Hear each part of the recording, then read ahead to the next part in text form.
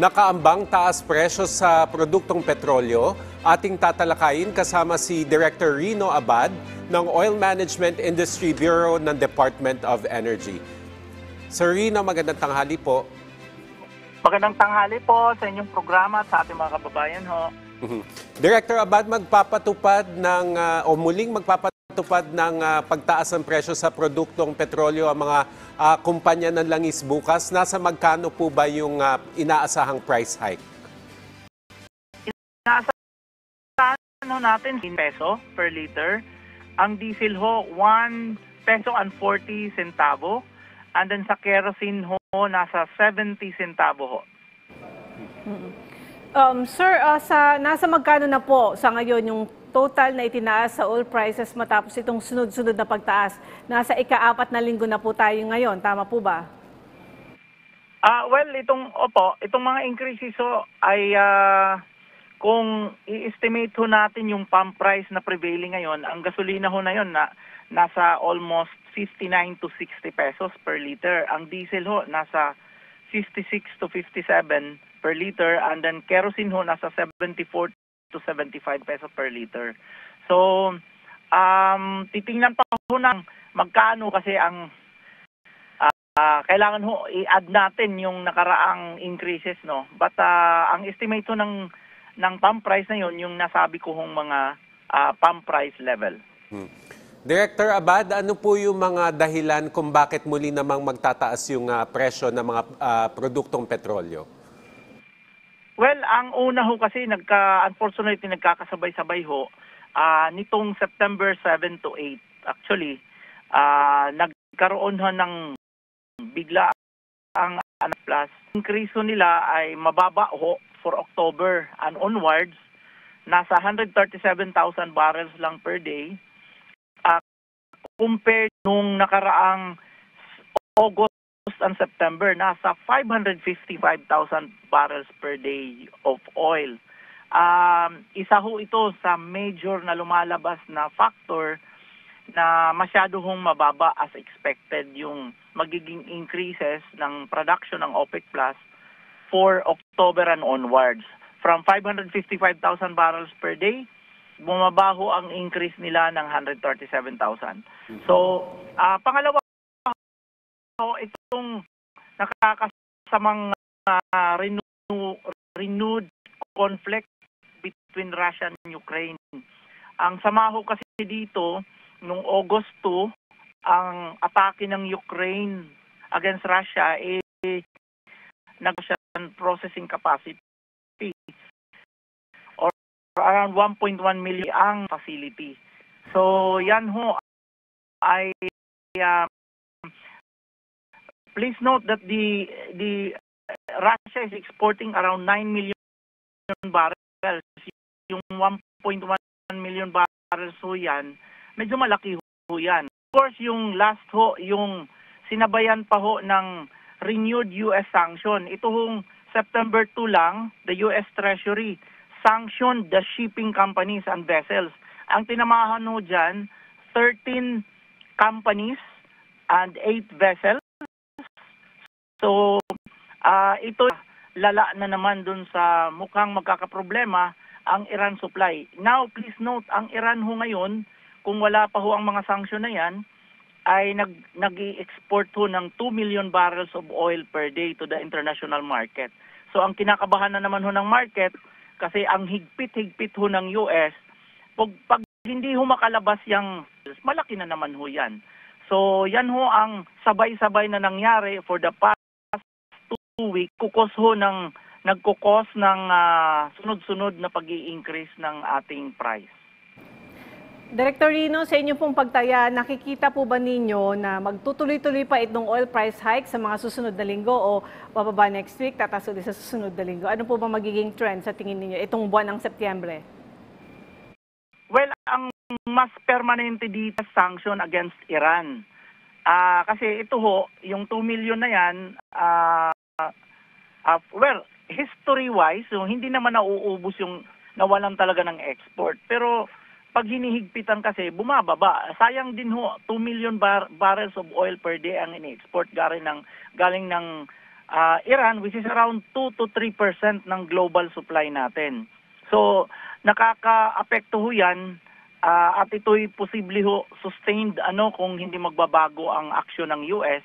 But itong Russia, again, another ho itong very ayos ho yung mga dipo na yan.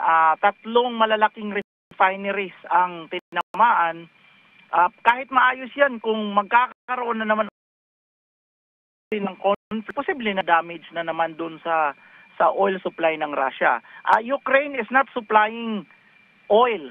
It's not a major oil supply, kaya hindi masyadong problema ng Ukraine. Ang may problema ho talaga, pag gumaganti ang Ukraine sa Russia, hindi na ho siya namimili kasi dati hindi niya tinatarget yung we have to really monitor kasi medyo malaki ho ang Russia. 9 million mababawasan ng market. Now itong OPEC Plus mukhang ang in-increase niya over and above sa almost 26 million I think or more with Russia, nasa 45. Dapat sana itong increase is na-maintain at 500,000 barrels per day every month.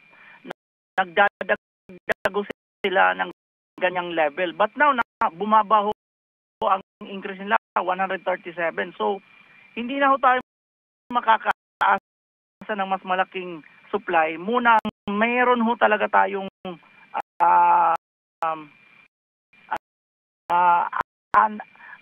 hindi magandang nagsusupport ng pag-i-increase ng price. Mm-hmm. Sir, sa kabila po ng sitwasyon sa Russia at sa Ukraine at yung sanctions ng US sa Iran, mananatili po bang sapat yung supply ng crudo dito sa Pilipinas, dun sa mga kumpanya ng langis? Well, mananatili naman ang ating supply. Ang marami hong kasing pinagkukunan nung pang-replacement. Unang-una dyan, yung mga reserve na naka-inventory ngayon sa mga kanya-kanyang supplier like Saudi Arabia and the rest of non-affected OPEC. Ang naapektuhan lang naman sa kanila, Russia. So, ready naman ho i-increase yan. But of course, yung market sentiment ho, nagkakaroon kaagad ng speculative impact towards increasing the price. So, dito, wala hong nare-report na mayroong supply disruption if supply ang pag-uusapan. But there is now an onset of increase in price.